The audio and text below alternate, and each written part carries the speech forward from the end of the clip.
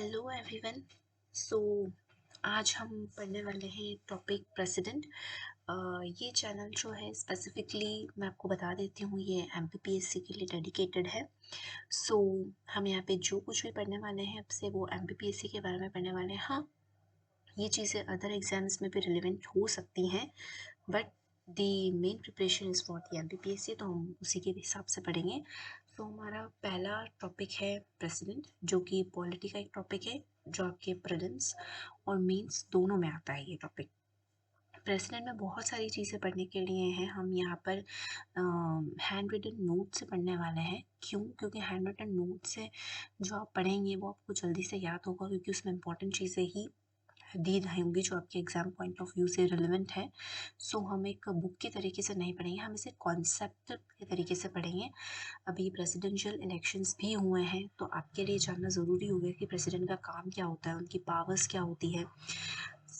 Specifically हम इस video में हम जो देखने वाले हैं वो हम देखने वाले हैं इलेक्शंस ऑफ प्रेसिडेंट के बारे में। देन क्वालिफिकेशंस को हम देखेंगे। उसके बाद में हम देखेंगे ओथ में कि प्रेसिडेंट की ओथ किसके द्वारा कंडक्ट करी जाती है। कंडीशंस ऑफ ऑफिस देखेंगे, इम्पीचमेंट देखेंगे, और फिर यहाँ पे वैकेंसी देखेंगे कि वो कैसे होती है, उसकी पोस्ट और वैकेंसी। सो हम ये सब कुछ देखने वाले हैं। सो हम स्टार्ट करते हैं। So let's get started.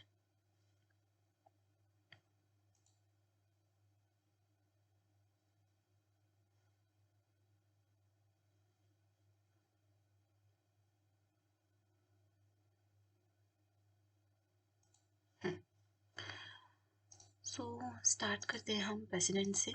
सो हमें क्या पता है कि प्रेसिडेंट जो है वो सबसे पहले तो आता है पार्ट 5 ऑफ द कॉन्स्टिट्यूशन में। देखिए, कॉन्स्टिट्यूशन में जो है वो अलग अलग पार्ट्स दिए हुए हैं, है ना। पार्ट 1, 2, 3, 4, 5, और ऐसे स्केड्यूल्स है, पार्ट्स है, स्केड्यूल्स है, आर्टिकल्स हैं। सो स्केड्यूल्स जो भी इंपॉर्टेंट होंगे हम उन्हें आगे कवर करेंगे, लेकिन फिलहाल के लिए हम पार्ट्स देखेंगे। सो प्रेसिडेंट जो है वो पार्ट 5 में आता है, और आर्टिकल नंबर 52 से 78 आता है। आर्टिकल आपको याद करने होंगे, एमपीपीएससी पॉइंट ऑफ व्यू से इम्पोर्टेंट होते हैं आर्टिकल, क्योंकि आपसे रैंडमली क्वेश्चन आ जाता है, तो ये क्वेश्चन बहुत ही ईजी होते हैं अगर आपको आर्टिकल याद है तो। आर्टिकल याद करने का सबसे अच्छा तरीका है कि आपने जैसे ही आपने प्रेसिडेंट वाला चैप्टर पढ़ा, सो आप उससे रिलेवेंट आप आर्टिकल्स को आप याद कर लीजिए, और आप जैसे आप आर्टिकल्स पढ़ेंगे आपको खुद ब खुद समझ में आने लग जाएगा कि कौन कौन सा आर्टिकल इम्पोर्टेंट है और कौन कौन सा आर्टिकल इम्पोर्टेंट नहीं है। सो आप उसे 1 से 2 बार पढ़िए तो आपको बिल्कुल समझ में आ जाएगा कि कौन सा आर्टिकल रिलेवेंट है और कौन से नहीं है। तो हमें सारे आर्टिकल्स याद करने की ज़रूरत नहीं है, रिलेवेंट आर्टिकल से हमें याद करना है। हो सकता है कि मैं आपको आगे चल के बताऊँगी कौन कौन से आर्टिकल्स हमें याद करने हैं। सो फिलहाल के लिए स्टार्ट करते हैं हम हमारे चैप्टर से। सो देखिए, प्रेसिडेंट जो है वो पार्लियामेंट का एक बहुत ही इम्पोर्टेंट पार्ट है। हालांकि हमारा जो प्रेसिडेंट है वो ना ही लोकसभा में बैठते हैं जाके, ना ही वो राज्यसभा में जाके बैठते हैं, लेकिन फिर भी प्रेसिडेंट को पार्ट माना जाता है पार्लियामेंट का। तो क्यों माना जाता है उन्हें पार्लियामेंट का पार्ट? क्योंकि देखिए, कोई भी लॉ अगर इनिशिएट होता है या तो वो लोकसभा से होगा, राज्यसभा से होगा, कोई भी बिल इनिशिएट होगा, तो वो लॉ किसकी कंसेंट से बनेगा? बिल लॉ कब बनता है? जब प्रेसिडेंट उसे अपनी असेंट देते हैं। प्रेसिडेंट जब उस बिल पे सिग्नेचर करेंगे तभी जाके वो लॉ बनेगा। तो इसी हिसाब से हम मान सकते हैं president is an integral part, और we can say that president जो है वो इम्पोर्टेंट पार्ट है। किसका? वो है पार्लियामेंट का इम्पोर्टेंट पार्ट है। ओके, तो प्रेसिडेंट को सबसे पहले हम इलेक्शंस के बारे में बात करेंगे। यहाँ पे इट्स नोट्स में जो भी लिखा हुआ है इलेक्शन का, बहुत ही छोटे तरीके से ल्यूसिड और सिंपल मैनर में लिखा हुआ है। हो सकता है आपको ये समझ में ना आए अभी, लेकिन मैं आपको जैसे जैसे नोट्स से पढ़ाती जाऊंगी आपको समझ में आता जाएगा कि ये नोट्स कितने सिंपल है और कितने एकदम इम्पॉर्टेंट चीज़ें इसमें लिखी गई हैं। अगर आप नोट्स बनाना चाहते हैं किसी भी टॉपिक के, तो मैं जो आपको वीडियोस में जो भी नोट्स आपको बता रही हूँ आप उसी तरीके से बनाइएगा, क्योंकि ये नोट्स बाद में रिवीजन करने में काम आते हैं। आप ज़रूरी नहीं कि जो मैंने लिखा है वैसे ही नोट्स बनाएं, लेकिन अगर आप अपने नोट्स बना रहे हैं तो ही आप एमपीपीएससी की रेस में दौड़ रहे हैं, वरना आप सिर्फ चल रहे हैं या तो आप उड़ रहे हैं। ओके। सो एमपीपीएससी में बहुत ज़्यादा ज़रूरी है कि आपके खुद के हैंड रिटन नोट्स बहुत ज़्यादा ज़रूरी है। यही चीज़ मैंने भी करी है, आपको भी करनी चाहिए। तो देखते हैं, ये चीज़ होती है कि हमें हमारे नोट्स हमें खुद को ही समझ में आते, किसी और को समझ में नहीं आते। हो सकता है शायद आपको यहाँ पे समझ में ना आ रहा हो कि मैंने यहाँ पे क्या लिखा हुआ है, लेकिन मैं आपको पढ़ा रही हूँ, समझा रही हूँ कि क्या क्या लिखा हुआ है, किस तरीके से लिखा है, तो आपको समझ में आ जाएगा। ओके, ये जो मैंने नोट्स बनाया है, ये कहाँ से बनाया है, कैसे बनाया है, ये सब मैं आपको आगे बताऊँगी। पहले हम इस चैप्टर को कंप्लीट करने की कोशिश करते हैं इस वीडियो में। जो भी टॉपिक्स मैंने आपको आगे बताया है, उन्हें हम कंप्लीट करते हैं पहले। उसके बाद मैं आपको सारी डिटेल्स देती जाऊँगी। Okay, so let's get started with the election. तो इलेक्शन कैसे होते हैं? हाल ही में प्रेसिडेंट के इलेक्शन हुए हैं। द्रौपदी मुर्मू जी हमारी प्रेसिडेंट बनी है, तो उनका इलेक्शन कैसे हुआ ये हम देखते हैं। बहुत ही इंटरेस्टिंग पार्ट है ये, देखते हैं, समझने की कोशिश करते हैं इसे। तो सबसे पहले कौन कौन मेंबर्स पार्ट लेते हैं इलेक्शन ऑफ द प्रेसिडेंट में? तो कौन कौन पार्ट लेता है? सबसे पहले elected members of both the houses of parliament. अब हमें पता है, ये बहुत ही कॉमन चीज़ है कि बोथ द हाउसेस कौन से होते हैं पार्लियामेंट के। तो बोथ द हाउसेस होते हैं, एक तो लोकसभा होता है और एक राज्यसभा होता है। ओके, सो लोकसभा और राज्यसभा के जो इलेक्टेड मेंबर्स हैं, ये चीज़ आप ध्यान रखिएगा, जो इलेक्टेड मेंबर्स हैं वो ही इलेक्शन ऑफ द प्रेसिडेंट में पार्ट लेंगे। दूसरे कौन आते हैं? इलेक्टेड मेंबर्स, फिर से ध्यान करिएगा, elected members of legislative assemblies, this is assembly. Okay, short form है ये असेंबली। तो लेजिस्लेटिव असेंबली ऑफ स्टेट्स, तो elected members of legislative assembly of state, मान लिया उत्तर प्रदेश का जो लेजिस्लेटिव असेंबली है, वहाँ के जो इलेक्टेड मेंबर्स है वो ही पार्ट लेंगे। थर्ड कौन है? Elected members of legislative assembly of UT. कौन सी यूटी? Union territory. कौन सी यूटी? वो यूनियन टेरिटरी जहाँ पे लेजिस्लेटिव असेंबली होगी। सारी यूनियन टेरिटरीज में तो होती नहीं है, हम आगे के चैप्टर्स में पढ़ेंगे यूनियन टेरिटरी का फॉर्मेशन। लेकिन अभी के लिए आप इतना देख लीजिए कि दिल्ली और पुडुचेरी में हमारी यूनियन टेरिटरी है। तो दिल्ली और पुडुचेरी जो हमारी यूनियन टेरिटरी है, वहाँ की जो लेजिस्लेटिव असेंबली है उसके इलेक्टेड मेंबर्स पार्ट लेंगे। सो यहीं पर याद कर लीजिए, elected members of both the houses of parliament, कौन से? Lok Sabha, Rajya Sabha. Elected members of legislative assembly of states, ठीक है, को जितने भी स्टेट्स हैं। यूटीज में बात करेंगे तो यूटी में दो जगह हमारे पास अभी लेजिस्लेटिव असेंबली है, दिल्ली और पुडुचेरी। यहाँ के इलेक्टेड मेंबर्स याद रखिएगा, तीनों ही जगह में क्या कॉमन है? इलेक्टेड। इलेक्टेड चीज जो है वो तीनों ही जगह पे कॉमन है। ओके, तो आप इलेक्टेड को आप ध्यान रखेंगे, इलेक्टेड।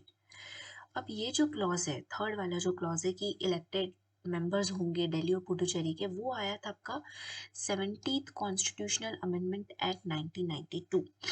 इसे भी आप याद कर लीजिए, क्योंकि हमारे एमपीपीएससी में स्पेसिफिकली दे रखा है प्रीलिम्स के सिलेबस में यूनिट 6 में अमेंडमेंट्स ऑफ द कॉन्स्टिट्यूशन। तो इसीलिए भी जहाँ जहाँ भी इम्पोर्टेंट अमेंडमेंट्स होंगे वो मैं साथ ही साथ मेंशन करती जाऊँगी, ताकि आपको आर्टिकल्स का कोई प्रॉब्लम ना रहे, आपको अमेंडमेंट्स का कोई प्रॉब्लम ना रहे। तो ये आप एक अमेंडमेंट आप याद कर लीजिए, ज़रूरी नहीं है, देखिए लाइन वाइज कि अमेंडमेंट 1 कौन सा है, 2 कौन सा है, 3 कौन सा है, ये हमें कभी भी याद नहीं होने वाला है। सो आप आर्टिकल्स अमेंडमेंट्स में आप इसमें मत पढ़िएगा कि हम नंबर टू नंबर हम आर्टिकल याद करेंगे, हम नंबर टू नंबर हम कॉन्स्टिट्यूशन अमेंडमेंट्स याद करेंगे, ये कभी भी नहीं हो पाएगा आपसे। सो मगअप करने की जगह हम चीज़ों को समझने की कोशिश करेंगे। इस चैनल का ऑब्जेक्टिव ही यही है कि हम चीज़ों को मगअप ना करें, हम चीज़ों को समझें। ओके, तो समझना सबसे पहले ये है कि हमें आर्टिकल्स, कॉन्स्टिट्यूशन अमेंडमेंट्स हमें याद नहीं करने हैं, हमें इन्हें समझना है। आप जैसे जैसे पढ़ेंगे मेरे साथ, आपको खुद ही ये याद होता चला जाएगा। और इस वीडियो की एंड तक आपको प्रेसिडेंट में मैं इस वीडियो में जो कुछ भी समझा रही हूँ वो आपको बिल्कुल याद हो जाएगा। तो आप बस ध्यान से बने रहिए इस वीडियो में, और देखते हैं आगे कि कौन कौन नहीं इंक्लूडेड होगा। नॉट इंक्लूडेड मेंबर्स, यहाँ लिखा हुआ है नॉट इंक्लूडेड। अभी तक हमने देखा इंक्लूडेड, नॉट इंक्लूडेड में है nominated members of both the houses of parliament. Both the houses फिर से लोकसभा और राज्यसभा के जो भी नॉमिनेटेड मेंबर्स हैं। राज्यसभा में कौन नॉमिनेट किया जाता है, किसे नॉमिनेट किया जाता है? तो राज्यसभा में जो नॉमिनेट किया जाता है वो 12 मेंबर्स नॉमिनेट करे जाते हैं अलग अलग फील्ड से। उन्हें कौन नॉमिनेट करते हैं? उन्हें नॉमिनेट करते हैं प्रेसिडेंट। ओके, तो राज्यसभा में 12 हो गए, और लोकसभा में जो नॉमिनेशन होता था मैं क्यों बोल रही हूँ होता था, क्योंकि जो 2 मेंबर्स जो लोकसभा में नॉमिनेट होते थे एंग्लो इंडियन के, वो अब हटा दिया गया है कि अब वहाँ पे कोई भी नॉमिनेशन नहीं है। सो फिर भी नॉमिनेटेड मेंबर्स दोनों हाउसेस के नहीं आएंगे। ओके, ये रिसेंट ही था, ये भी एक अमेंडमेंट था, 104th अमेंडमेंट है ये शायद तक ऑफ 2020 में इसे इम्प्लीमेंट किया गया था कि एंग्लो इंडियंस का लोकसभा में अमेंडमेंट हटा दिया गया है, लोकसभा में ने इनका नॉमिनेशन जो है वो हटा दिया गया है। नेक्स्ट है स्टेट लेजिस्लेटिव असेंबली के जो नॉमिनेटेड मेंबर्स है। देखो सिंपल सा लॉजिक है कि हमने इलेक्टेड मेंबर्स हमने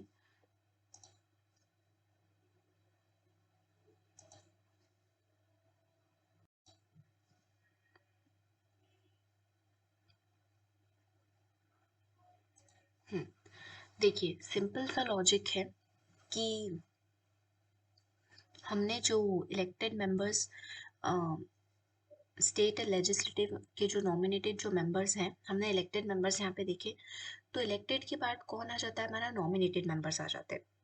स्टेट लेजिस्लेटिव असेंबली के जो नॉमिनेटेड मेंबर हैं हम उसे इंक्लूड करेंगे। स्टेट लेजिस्लेटिव काउंसिल, अब हमें पता है फॉर एग्जांपल उत्तर प्रदेश में 2 हाउसेस हैं, ठीक है, इसे हम बाइक्रेमियल बोलते हैं।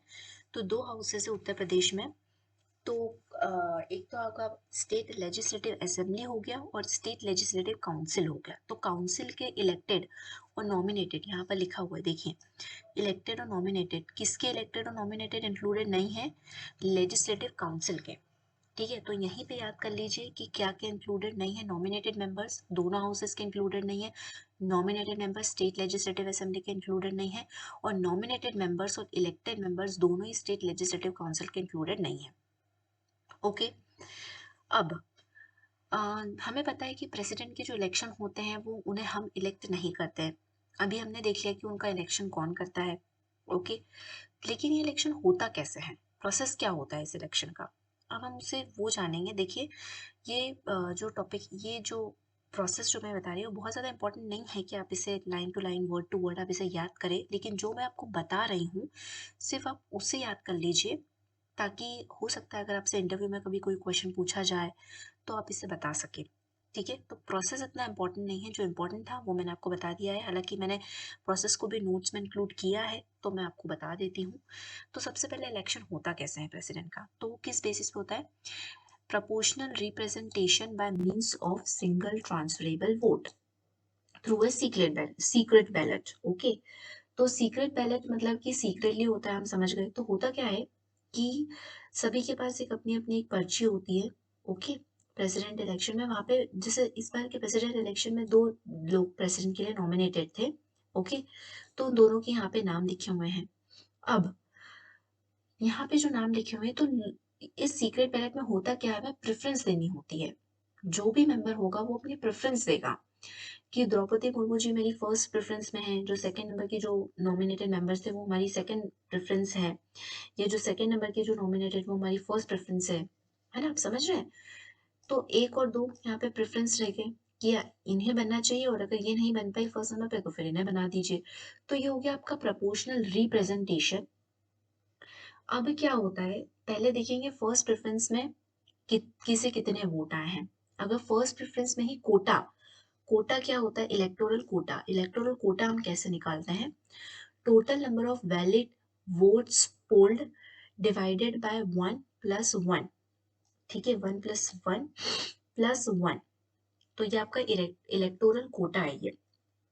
ठीक है, कि जितने वैलिड नंबर्स ऑफ वोट पोल होंगे उसमें आप डिवाइड कर देंगे 1+1, और होल्स टू में अगर आप 1 को ऐड कर देंगे तो वो आपका इलेक्टोरल कोटा हुआ, यानी कि 50% से अबाव जा रहा है या 55% जा रहा है, इसे हम कोटा बोलते हैं कि इतने परसेंटेज वोट्स आपको लाने पड़ेंगे तभी आप इलेक्टेड होंगे एज ए प्रेसिडेंट। ठीक है, तो ये बात हो गई हमारी, तो आपको समझ में आ गया इलेक्टोरल कोटा। तो इलेक्टोरल कोटा अगर फर्स्ट प्रेफरेंस में, जैसे द्रौपदी मुर्मू जो दूसरे जो नंबर के जो नॉमिनेटेड मेंबर थे, मुझे याद नहीं आ रहा है वो कौन है, लेकिन आप मान लीजिए जो भी दूसरे नंबर पे जो नॉमिनेटेड थे, तो पहली प्रेफरेंस जितने लोगों की थी उसमें द्रौपदी मुर्मू जी, मान लीजिए किसी ने भी कोटा ये जो इलेक्टोरल कोटा था, दोनों ही नॉमिनेटेड मेंबर से इलेक्टोरल कोटा नहीं किया पास, तो फिर उनकी सेकंड प्रेफरेंस आ जाएंगी कि द्रौपदी मुर्मू जी की सेकंड प्रेफरेंस क्या है। ओके, तो इस तरीके से ये सीक्रेट बैलेट होता है by means of single transferable vote. Okay, ये आपका हो गया फॉर्मूला। अब हमें क्या पता है कि हमें ऐसा लगता है कि एक वोट की वैल्यू एक रहती है ना। जैसे मैंने वोट दिया, आपने वोट दिया, तो 1 2 3 4 ये हो गया। ओके, नंबर ऑफ वोट्स हम ऐसे काउंट करते हैं पर पर्सन, यानी कि क्या मैं बोल रही हूँ आप समझिए इस बात को। पर्सन इक्वल्स टू 1 वोट, है ना।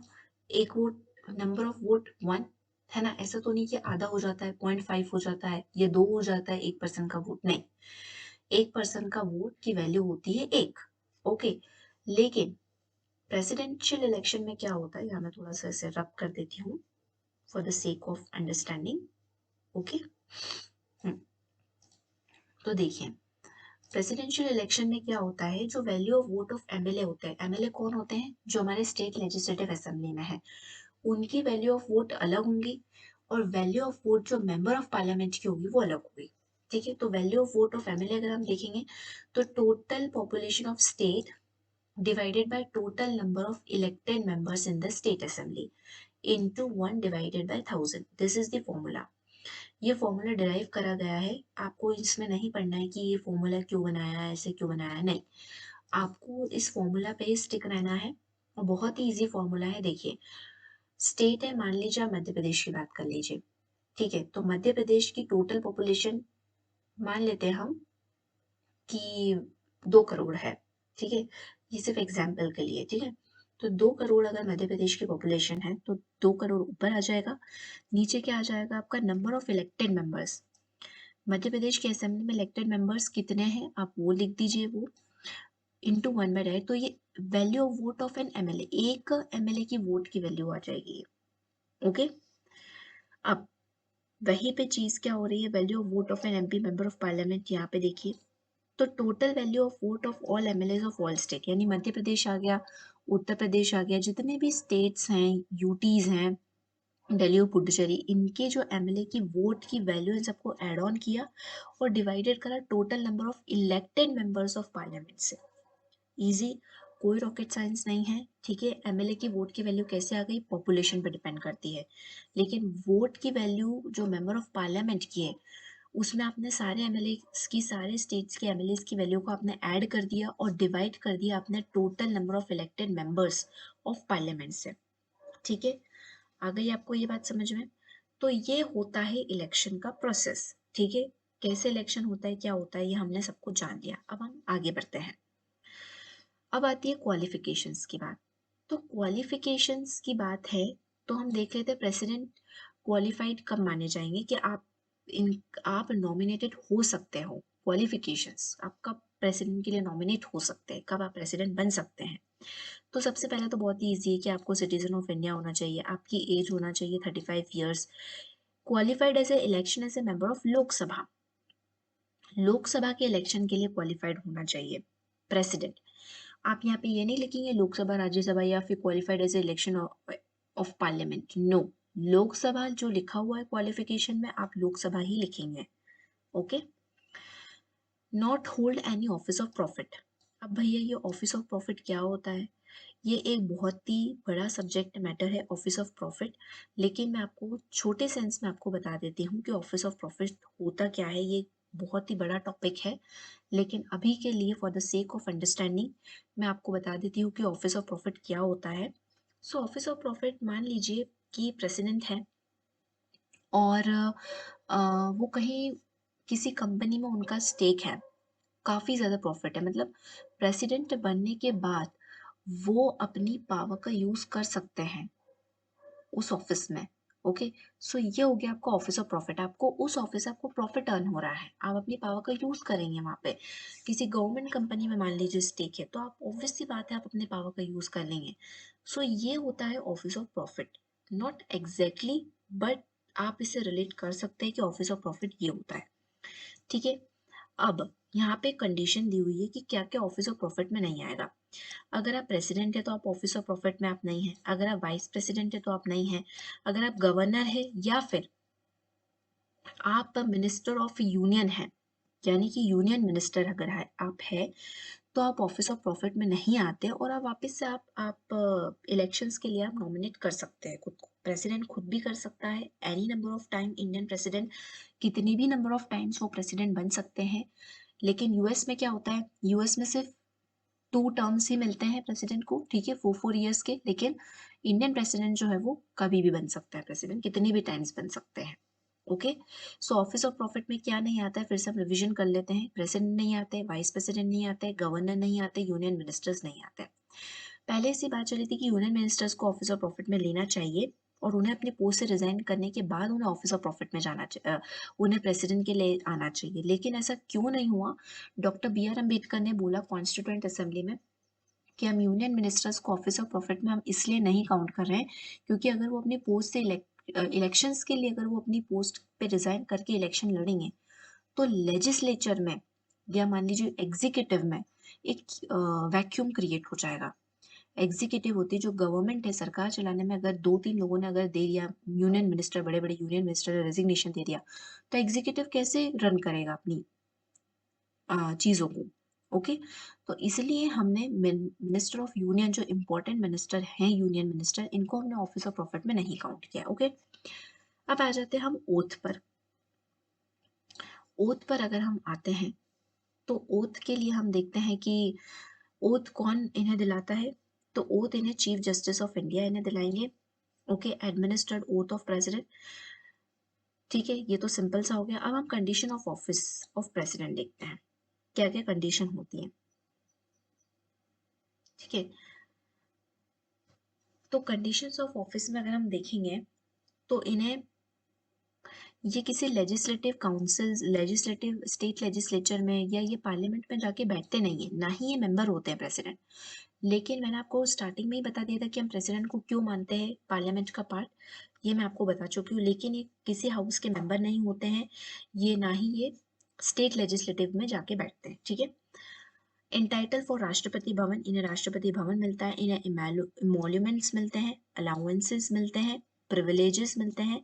कैसे प्रिविलेजेस? वो प्रिविलेजेस जो डिटरमाइन करता है पार्लियामेंट। अब आप एक बात को आप नोटिस करिए कि जहां जहां भी मैंने पी लिखा है, ओके, पी जो लिखा है इस तरीके से, वो है पार्लियामेंट। और जहां जहां भी आपको सी इस तरीके का दिखाई देगा, वो होगा कॉन्स्टिट्यूशन। ये नोट मेकिंग का एक सबसे बड़ा खासियत होती है कि हम अपने तरीके से हम अपने वर्ड्स को आप लिख सकते हैं। लेकिन आप ऐसा नहीं करेंगे कि आप मेंस एग्जामिनेशन में आप जा रहे हैं और आप P for parliament, P for president आप लिख रहे हैं। नो, लेजिस्लेटिव असेंबली का भी अगर आप ऊपर देखेंगे तो मैंने ASS लिखा है। ये मेरी सेक ऑफ अंडरस्टैंडिंग के लिए है। आप अपनी अंडरस्टैंडिंग के लिए आप अपने नोट्स में कुछ भी आप लिख सकते हैं शॉर्ट फॉर्म, लेकिन ओनली इन दी नोट्स। आप ये शॉर्ट फॉर्म्स मेंस में यूज नहीं करेंगे। ओके, नहीं तो आपके नंबर कट सकते हैं, एग्जामिनर को समझ में नहीं आएगा और बहुत सारी चीजें हो जाएंगी और फिर आपका अल्टीमेटली आपकी सिलेक्शन पे बात आ जाएगी। चलिए तो आगे बढ़ते हैं। तो कंडीशन ऑफ प्रेसिडेंट ऑफिस हमने देखा है ना। एक और चीज हम देखते हैं, can not be diminished during his term of office. तो कंडीशंस, इस सेंटेंस का मतलब क्या है, ये आपको बुक्स में मिलेगा। ये सेंटेंस हमें समझ में नहीं आता कि ये सेंटेंस क्या बोलना चाह रहा है।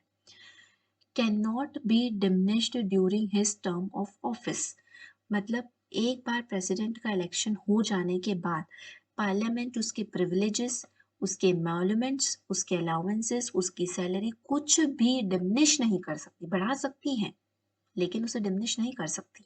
ओके, तो ये क्या, ऐसा क्लॉज ये क्यों दिया गया है? आपसे पूछा जा सकता है, इंटरव्यू में पूछा जा सकता है, मेंस में पूछा जा सकता है कि भैया बताओ कि कंडीशन ऑफ ऑफिस में ये एक पावर भी हो जाता है ना, तो क्यों ऐसा क्लॉज दिया हुआ है? ये तो ये क्लॉज इसलिए दिया हुआ है ताकि पार्लियामेंट, ताकि प्रेसिडेंट पार्लियामेंट की तरह थोड़ा शिफ्टेड ना हो, टिल्टेड ना हो। प्रेसिडेंट अपने आप में पावरफुल रहे। हमारे कॉन्स्टिट्यूशन में ये बहुत ज़्यादा ज़रूरी है, हमारे इंडिया की डेमोक्रेसी में, इंडियन कॉन्स्टिट्यूशन में, कि प्रेसिडेंट के पास अपने पावर्स होने चाहिए। हालांकि प्रेसिडेंट के पास उतने पावर्स नहीं होते जितने एग्जीक्यूटिव लेजिस्लेचर के पास होते हैं, देखिए अब मैं आपसे वर्ड से यूज करना चालू कर देती हूँ, एग्जीक्यूटिव है ना, लेजिस्लेचर है ना, और होता है आपका पार्लियामेंट। तो आपको इनका मैं मतलब भी समझा देती हूँ, क्योंकि आपको मतलब समझ में ना आए और मैं इन वर्ड्स का यूज करती रहूँ तो लेक्चर आपके लिए अंडरस्टैंडिंग नहीं रहेगा। देखिए एग्जीक्यूटिव क्या है, जो गवर्नमेंट में होते हैं, जो गवर्नमेंट रन करे, जैसे हमारे प्रधानमंत्री साहब, हमारे नरेंद्र मोदी जी, ये एग्जीक्यूटिव का पार्ट है। इनकी जो कैबिनेट्स हैं पूरी की पूरी कैबिनेट है, वो आपके एग्जीक्यूटिव का पार्ट है। मतलब इन शॉर्ट जो सरकार चलाते हैं, जो लोग, जो यूनियन मिनिस्टर्स है, जितनी भी पोर्टफोलियोज है सरकार में, वो पूरा आपका एग्जीक्यूटिव है। ओके, लेजिस्लेचर क्या है, अच्छा लेजिस्लेचर में वो लोग भी बैठे हैं जो सरकार चला रहे हैं मेजोरिटी से, और वो लोग भी बैठे हैं जो सरकार में नहीं है। ठीक है, तो ये आपका क्या हो गया, लेजिस्लेचर। यानी लेजिस्लेचर में कांग्रेस की पार्टी के भी इलेक्टेड मेंबर्स हैं, ठीक है, पार्लियामेंट में। तो ये आपका लेजिस्लेचर हो गया, है ना। और एक आपका, सॉरी मैंने पार्लियामेंट यहाँ पे इंक्लूड कर दिया था, legislature is a part of parliament only. एक आता है आपका तीसरे नंबर पे, होता है आपका जुडिशरी, जे। ओके, जुडिशरी होता है तो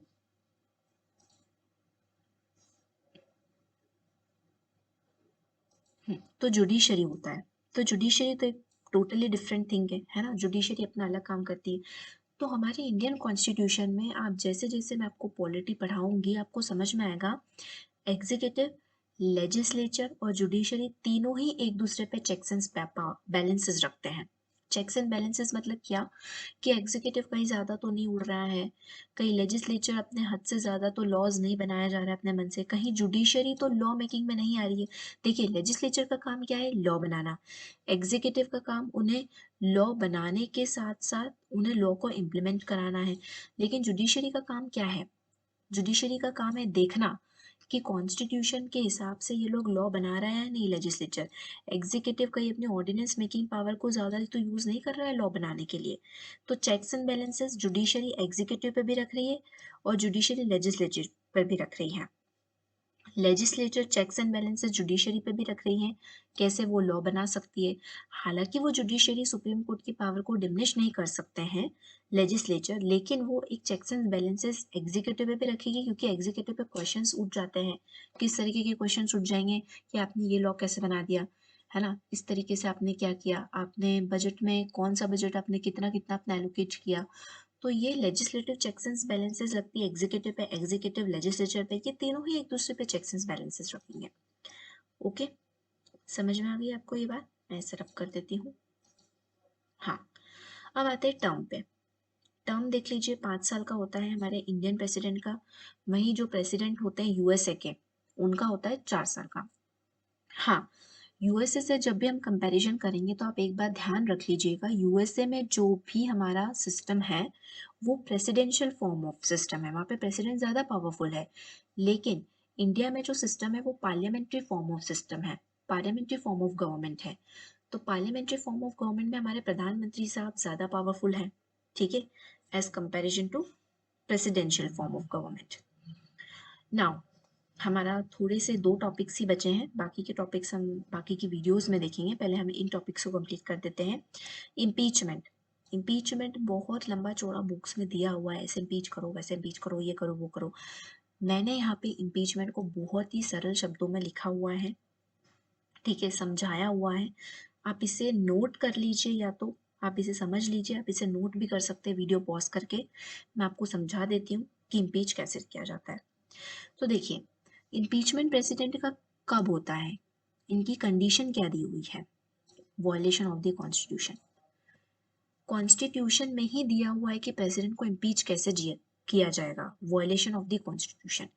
अब वॉयलेशन ऑफ द कॉन्स्टिट्यूशन क्या है, कब होगा ये कॉन्स्टिट्यूशन का वॉयलेशन, ये प्रेसिडेंट साहब कब कर रहे हैं, ये कहीं भी नहीं लिखा है कॉन्स्टिट्यूशन में। ग्राउंड क्या है, ओनली वॉयलेशन ऑफ कॉन्स्टिट्यूशन, आप ये याद रखेंगे, ग्राउंड ऑफ इम्पीचमेंट। हाँ, ये भी देखिएगा, प्रेसिडेंट के इम्पीच रिमूवल को, जो प्रेसिडेंट को हटाया जाता है उसे हम इम्पीचमेंट बोलते हैं, उसे हम कभी भी रिमूवल नहीं बोलते हैं। ये टर्म भी आप ध्यान रखिएगा, आप ये कहीं नॉर्मली भी आप ये नहीं बोले कि प्रेसिडेंट साहब को रिमूव कर दिया गया, इम्पीच कर दिया गया, ये कहा जाएगा। इम्पीचमेंट प्रोसीडिंग्स उन पे चल रही है, ये कहा जाएगा। रिमूवल प्रोसीडिंग्स हम नहीं यूज करेंगे। ओके, हाँ, अब ये कैसे हम इम्पीच करेंगे, देखिए जो चार्जेस इम्पीचमेंट के वो कहीं भी इनिशिएट हो सकता है, किसी भी हाउस ऑफ पार्लियामेंट में, लोकसभा में, राज्यसभा में। कब इनिशिएट होगा ये, कि हमको प्रेसिडेंट साहब को हटाना है, कैसे होगा ये, जब ये साइन करेंगे 1/4 मेंबर, है ना, 1/4 मेंबर साइन करेंगे, चाहे वो लोकसभा के हो, राज्यसभा में हो। अगर लोकसभा के मेंबर्स को ऐसा लग रहा है तो लोकसभा के टोटल जो मेंबरशिप के जो 1/4 लोग है, अगर ये साइन करके स्पीकर को बोल देते हैं कि आप ये इम्पीचमेंट के प्रोसीडिंग्स आप इनिशिएट करिए प्रेसिडेंट साहब पे, तो स्पीकर पे ऊपर डिपेंड करता है, it's a power of speaker कि वो इनिशिएट करे या ना करे। स्पीकर पे ये बाउंडेशन नहीं होगा कभी भी कि 1/4 मेंबर्स ने अगर साइन करके दे दिया तो इनिशिएट कर देगा, नो। ये स्पीकर की पावर होगी कि वो प्रोसीडिंग इनिशिएट करेगा या नहीं। ओके, 14 डेज का नोटिस आपको प्रेसिडेंट को पहले से देना पड़ेगा ये प्रोसीडिंग इनिशिएट करने के, ताकि प्रेसिडेंट साहब भी अपने जवाबदेही अपना तैयार कर लें और वो पार्लियामेंट में आके कह सके कि ऐसा नहीं, ऐसा हुआ था। ओके, अब प्रेसिडेंट की प्रोसीडिंग इनिशिएट हो गई। अब ये पास कैसे होगा, ये passed by 2/3 majority of each house, total membership of house. ठीक है, तो क्या लिखा है यहाँ पे, 2/3 मेजोरिटी। 2/3 मेजोरिटी जो होती है वो टोटल मेजोरिटी होती है। क्या होता, 2/3 मेजोरिटी जो होती है वो स्पेशल मेजोरिटी होती है। ठीक है, स्पेशल मेजोरिटी होती है, हमें पता है 2/3 मेजोरिटी। तो मान लीजिए 250 मेंबर है राज्यसभा के, ठीक है, तो राज्यसभा के टोटल मेंबरशिप कितनी है, 250। तो 250 का 2/3 कितना होता है, 166 या 167 मान लो। ठीक है, 167 होता है।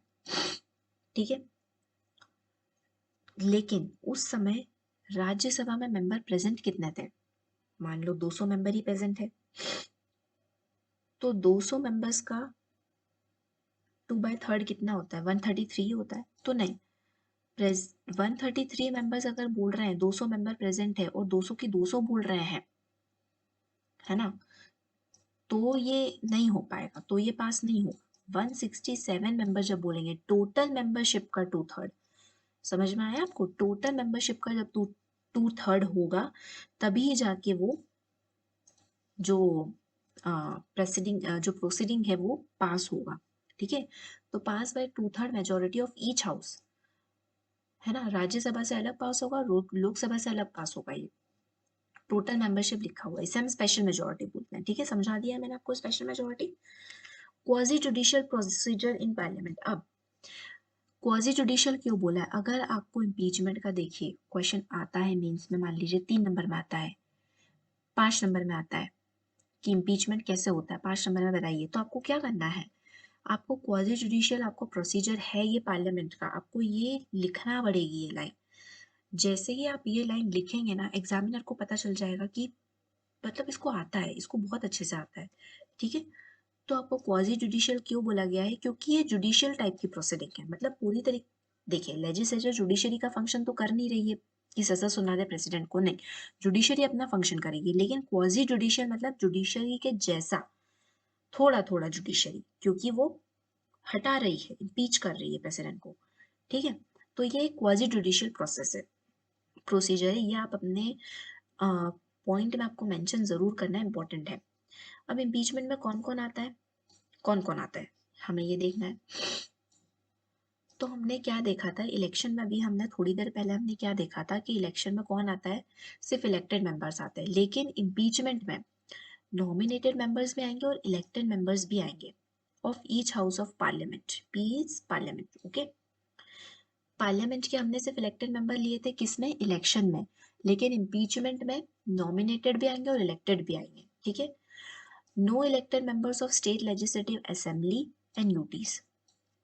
हमने इलेक्शन में क्या किया था, जब हम इलेक्ट कर रहे थे, इलेक्टेड मेंबर्स लिए थे स्टेट लेजिस्लेटिव असेंबली और यूटी के, लेकिन हम इलेक्टेड मेंबर्स नहीं लेंगे इम्पीचमेंट में, इम्पीचमेंट में नॉमिनेटेड मेंबर्स आ जाएंगे। ठीक है, तो ये चीज़ें आपको ध्यान रहेगी। इलेक्शन में मैं आपको फिर से एक बार बता दे रही हूँ, आप इसे अच्छे से ध्यान से सुन लीजिए, इलेक्शंस में इलेक्टेड मेंबर्स रहेंगे पार्लियामेंट के, नॉमिनेटेड मेंबर्स नहीं होते हैं। इलेक्टेड मेंबर्स होते हैं स्टेट लेजिस्लेटिव असेंबलीज के और यूटी के। इलेक्शन में नॉमिनेटेड वर्ड यूज नहीं होगा, ठीक है। वहीं हम इम्पीचमेंट में बात करते हैं तो लोकसभा राज्यसभा के नॉमिनेटेड और इलेक्टेड दोनों मेंबर्स इम्पीच करेंगे, लेकिन इलेक्टेड और नॉमिनेटेड किसी भी तरह के मेंबर स्टेट लेजिस्लेटिव असेंबली या यूटी नहीं इंक्लूड होंगे, यानी कि स्टेट का काम ही नहीं है इम्पीचमेंट में। इम्पीच करना होगा तो सीधा राज्यसभा लोकसभा से ही इम्पीच हो जाएंगे प्रेसिडेंट, ठीक है। इलेक्शन में काम होता है ना। तो आप अब ये सोच रहे होंगे कि इलेक्शन में क्यों स्टेट को इंक्लूड कर लिया भैया, इलेक्शन में भी इंक्लूड नहीं करना चाहिए था। सो इलेक्शन में इसलिए इंक्लूड किया गया क्योंकि देखिए प्रेसिडेंट जो है, हम आगे चल के जब इनकी पावर्स पढ़ेंगे तो स्टेट में भी अच्छा खासा रोल प्ले करेंगे। जब गवर्नर साहब इन्हें बोलेंगे कि आप स्टेट पे आप इस ये जो स्टेट का जो बिल है आप इसे पास कर दीजिए, तो प्रेसिडेंट साहब डिसाइड करते हैं कि इसे पास हमें करना है या नहीं करना है, कैसे करना है। तो इसीलिए प्रेसिडेंट के इलेक्शन में स्टेट्स को इंक्लूड किया गया है ताकि पूरी पूरे इंडिया में जो भी इलेक्टेड, हमने जिन्हें इलेक्ट किया है वो सब लोग मिलके एक कंसोलिडेटेड इलेक्शंस लगे। इसीलिए प्रेसिडेंट के इलेक्शन में स्टेट लेजिस्लेटिव असेंबली और यूटीज को इंक्लूड किया गया है, ठीक है। इम्पीचमेंट में काम नहीं था इनका तो इन्हें नहीं रहने दिया कि आप परेशान मत होइए इम्पीचमेंट में, ठीक है। वैकेंसी की बात कर लेते हैं, आज का लास्ट टॉपिक है इस वीडियो का। तो वैकेंसी की जब हम बात करेंगे, on the expiry of his term, मतलब 5 साल होने के बाद रेजिग्नेशन, जब ये रेजिग्नेशन दें प्रेसिडेंट साहब, ठीक है। इम्पीचमेंट हमने देखा, हाँ। तो देखिए नॉमिनेटेड मेंबर्स ये इम्पीच नहीं हो रहे हैं, है ना। तो जैसे ही दोनों ही हाउस से 2/3 मेजोरिटी जो होगी, ईच हाउस से प्रेजेंट एंड वोटिंग होगी, अगर ये पास हो जाता है ये, तो प्रेसिडेंट साहब जी अपने क्या हो जाएंगे, इम्पीच हो जाएंगे। तो प्रेसिडेंट साहब या तो इनका टर्म पूरा हो चुका हो, ये रिजिग्नेशन इन्होंने दिया हो, इम्पीचमेंट हो गया हो, डेथ हो गई हो इनकी, ठीक है। हिज इलेक्शन डिक्लेयर्ड वॉइड, इनका इलेक्शन वॉइड डिक्लेयर कर दिया हो भैया सुप्रीम कोर्ट ने, तो ये हटा, इनकी सीट वैकेंट हो जाएगी। टू प्रिवेंट इंटरगेनम, इंटरगेनम क्या होता है, इंटरगेनम मतलब कि gap, to prevent the gap, president की प्लेस पे वाइस प्रेसिडेंट एक्ट कर सकते हैं। अगर वैकेंट है सीट, मान लीजिए कि प्रेसिडेंट साहब की तबीयत खराब है तो वो अपना फंक्शन नहीं कर सकते, या प्रेसिडेंट साहब किसी ऑफिशियल टूर पे आउट ऑफ इंडिया गए हैं तो उनके फंक्शन कौन परफॉर्म करेगा, तो उनके फंक्शन जो प्रेसिडेंट की जगह वाइस प्रेसिडेंट करेगा। अगर वाइस प्रेसिडेंट साहब भी नहीं है तो चीफ जस्टिस ऑफ इंडिया करेंगे, अगर चीफ जस्टिस भी नहीं है तो सीनियर मोस्ट जज ऑफ सुप्रीम कोर्ट। ऐसा एक बार हो चुका है, ये मैं आपको नेक्स्ट वीडियो में बताऊंगी कि ऐसा कब हुआ था, okay. So I hope so कि आपको प्रेसिडेंट का ये जो चैप्टर है आपको समझ में आया हो अच्छे से। हालांकि पूरा चैप्टर कंप्लीट नहीं हुआ है, एक कुछ ही टॉपिक्स हुए हैं, मैंने बहुत अच्छे से आपको समझाने की कोशिश करी है। अगर आपको मेरे नोट्स अच्छे लगे हैं, मेरा सब पढ़ाने का तरीका, समझाने का तरीका आपको अच्छा लगा है, या कुछ मैंने आपको रिलेवेंट, कुछ भी अगर मैंने आपको रिलेवेंट समझाया है, आपको समझ में आया है, तो आप इस वीडियो को लाइक कर दीजिए, शेयर कर दीजिए और इस चैनल को सब्सक्राइब ज़रूर करिएगा। टिल देन खुद का ख्याल रखिएगा, ओके, अच्छे से पढ़ते रहिएगा, एंड मिलते हैं अब हम आपसे नेक्स्ट वीडियो में। Thank you.